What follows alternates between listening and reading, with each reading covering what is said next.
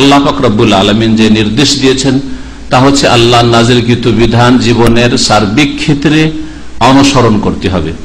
মহান আল্লাহ সূরা আরাফের আয়াত নম্বর 3 ইরশাদ করছেন, ইত্তাবিউ মা উনজিলা ইলাইকুম মির রাব্বিকুম, হে মানুষ তোমরা অনুসরণ করো।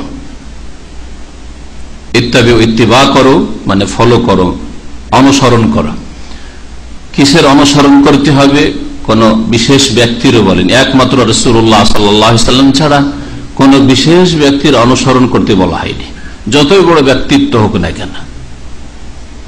আল্লাহ পাক বলছেন, মা উনজিলা ইলাইকুম মির রাব্বিকুম, তোমাদের উদ্দেশ্যে তোমাদের প্রতিপালকের পক্ষ থেকে যা নাজিল করা হয়েছে তার অনুসরণ করো। নাজিল করা হয়েছে আমাদের রবের পক্ষ থেকে আমাদের কল্যাণের উদ্দেশ্যে। আল কোরআনুল কারীম কিতাবুল্লাহ, আল্লাহ পাকের কিতাব, আল্লাহর বাণী কালামুল্লাহ।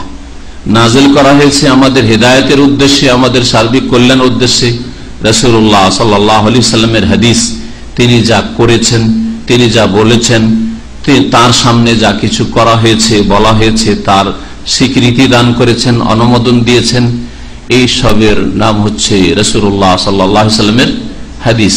আর এই দুটো বস্তুকেই রাসূলুল্লাহ সাল্লাল্লাহু আলাইহি ওয়াসাল্লাম ছেড়ে গেছেন এবং ওসিয়ত করেছেন, তারাকতু ফিকুম আমরাইন, তোমাদের মাঝে দুটি জিনিসকে আমি ছেড়ে যাচ্ছি, লান তাদিল্লু মা তামাসসাকতুম বিহিমা, অতদিন পর্যন্ত তোমরা পথভ্রষ্ট হবে না, গোমরাহ হবে না, রাস্তাহারা হবে না, সিরাতে মুস্তাকিম সরল পথ ছেড়ে অন্য কোথাও বিভ্রান্ত হয়ে চলে যাবে না।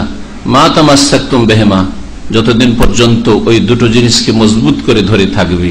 কিতাব আল্লাহ, একটি হচ্ছে আল্লাহ পাকের কিতাব আল কোরআনুল কারীম, ও সুন্নতি, আর আমার আদর্শ, আমার সুন্নাত, আমার তরিকা, আমার হাদিস। সুন্নাত মানে হাদিস আর হাদিস মানে সুন্নাত। রাসূলুল্লাহ সাল্লাল্লাহু আলাইহি ওয়াসাল্লামের তরিকা, সুন্নাতের শাব্দিক অর্থ হচ্ছে আদর্শ, তরিকা।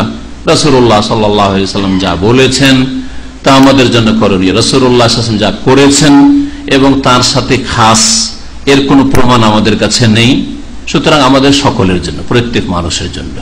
রাসূলুল্লাহ সাল্লাল্লাহু আলাইহি ওয়াসাল্লামের সামনে কোন সাহাবী করেছেন অথবা বলেছেন কোনো কিছু নেকির আশায় দিন মনে করে, আর সেটাকে স্বীকৃতি দিয়েছেন, সেসব হচ্ছে রাসূলুল্লাহ সাল্লাল্লাহু আলাইহি ওয়াসাল্লামের হাদিস। এই দুটো জিনিসকে মজবুত করে ধারণ করার নাম হচ্ছে সিরাতে মুস্তাকিম, এর নাম হচ্ছে দ্বীন, এর নাম হচ্ছে ইসলাম, এর নাম হচ্ছে হক, সত্য, এর নাম হচ্ছে আল্লাহর নাজিলকৃত বিধান।